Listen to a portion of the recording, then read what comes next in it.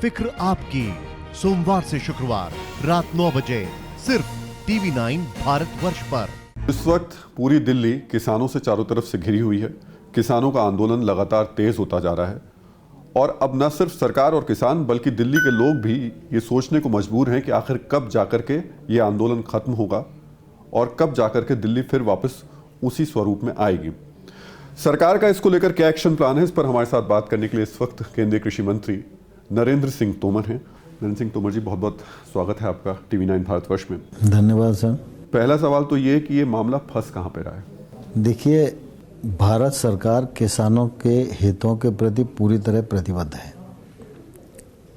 प्रधानमंत्री नरेंद्र मोदी जी के नेतृत्व में लगातार 6 वर्षों में कृषि के क्षेत्र में अनेक नए आयाम जोड़े गए। इसके लिए कुछ कानूनी बदलाव और नए कानून बनाने की आवश्यकता थी और इसलिए भारत सरकार ने 2 नए कानून बनाए जिसमें किसान को ये सुविधा प्रदान की गई कि वह अपने घर से, खेत से, वेयरहाउस से कहीं भी किसी को भी अपनी मनचाही कीमत पर अपने उत्पादन की बिक्री कर सके। दूसरा एक्ट हम लोगों ने बनाया वो क्रॉप के कॉन्ट्रैक्ट का। हम जानते हैं कि हमारे देश में 86% छोटे किसान हैं और ये छोटे किसान स्वयं भी निवेश करने में सक्षम नहीं हैं और इसलिए क्रॉप का कॉन्ट्रैक्ट अगर बुआई से पहले ही फसल का दाम मालूम पड़ जाए और उसका करार हो जाए तो कोई भी छोटा किसान रिस्क ले सकता है, क्योंकि उसको फसल इतने दाम पर बिचेगी इसकी गारंटी पहले ही मिल चुकी है।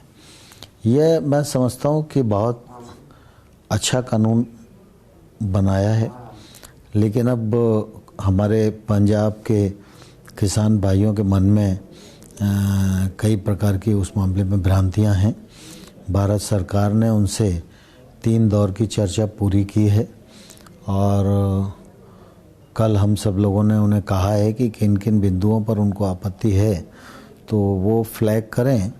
तो कल 3 दिसंबर को पुनः किसान यूनियन के साथ चर्चा होगी और उसके बाद जल्दी समाधान निकले, यह भारत सरकार की प्राथमिकता है।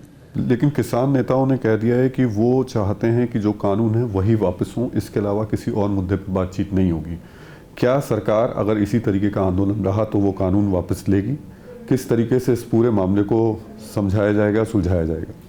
देखिए, दरअसल क्या है कि समाधान चर्चा के माध्यम से ही होता है। आंदोलन तो किसान हैं और कड़कती सर्दी में वो आंदोलन कर रहे हैं। हमें भी उनकी तकलीफ़ का एहसास है, कोविड का संकट भी है और हम लोग भी चाहते हैं कि जल्दी समाधान हो जाए, लेकिन टेबल पर बैठकर बिंदुवारी चर्चा करना पड़ेगी ना। पर आपको लग रहा है कि इस आंदोलन के पीछे कुछ विपक्षी पार्टियां, कुछ बड़े आड़ती, इस तरीके के संगठन खड़े हो रहे हैं? क्योंकि अब वहां पर कुछ ऐसे लोग भी दिखाई दे रहे हैं जो नागरिकता कानून के विरोध में शाहीन बाग में खड़े नजर आ रहे थे। तो क्या लग रहा है कि कहीं कुछ एजेंडा दिखाई दे रहा है इसके पीछे? वैसे मैं समझता हूँ किसान यूनियन के नेताओं से जितनी मेरी बात होती है, सभी लोगों ने किसी भी राजनीतिक दल की एंट्री से इनकार किया है। अब जबरनी कोई पहुँचे तो अलग बात है और उसको भी जवाब किसान यूनियन और किसान खुद ही दे देंगे। लेकिन मैं आपके माध्यम से ये ज़रूर कहना चाहता हूँ, किसी भी राजनीतिक दल को या किसी भी इस प्रकार के लोग जो सरकार का विरोध ही करना चाहते हैं, उनको किसानों के कंधे पर रखकर बंदूक नहीं चलानी चाहिए। वो अपने कार्यक्रम करें, हम उनका जवाब देंगे। कुछ टाइमलाइन आप मान के चल रहे हैं कुछ लोगों को कि भाई 1 हफ्ते में हो सकता है इसका समाधान निकल जाए, 10 दिन में समाधान निकल जाए, ऐसा कुछ टाइम फ्रेम आप लोगों ने सेट किया है सरकार ने? मैं समझता हूँ कि समय की सीमा अभी तय नहीं हुई है। कुल मिला के जब हम कुछ बिंदुओं पर पहुँच जाएँ निर्णायक स्थिति में और उसके बाद सरकार को जब कोई निर्णय लेना है तो हम उस समय तो बता सकते हैं कि ये 2 दिन में होगा या 3 दिन में होगा, लेकिन अभी हमारी कोशिश है कि जल्दी समाधान हो। अभी कोई टाइमलाइन फिक्स नहीं हो पाई है, अभी कोई टाइम फ्रेम फिक्स नहीं है। जो कह रहे हैं आप वो जल्दी ज़मीन पर देखने को मिले और इस पूरे मामले का हल और समाधान जल्दी हो। बहुत बहुत शुक्रिया हमसे बात करने के लिए, और उम्मीद करते हैं कि टाइम फ्रेम तो अभी नहीं दिया गया है सरकार की तरफ से, लेकिन सरकार की तरफ से भले ही टाइम फ्रेम ना मिले, जनता ज़रूर चाहती है, किसान ज़रूर चाहते हैं कि एक निश्चित समय सीमा मिल जाए ताकि जो आसपास चल रहा है दिल्ली में वो ख़त्म हो, समाप्त हो। बहुत बहुत धन्यवाद। फिक्र आपकी, सोमवार से शुक्रवार रात 9 बजे सिर्फ TV9 भारतवर्ष पर।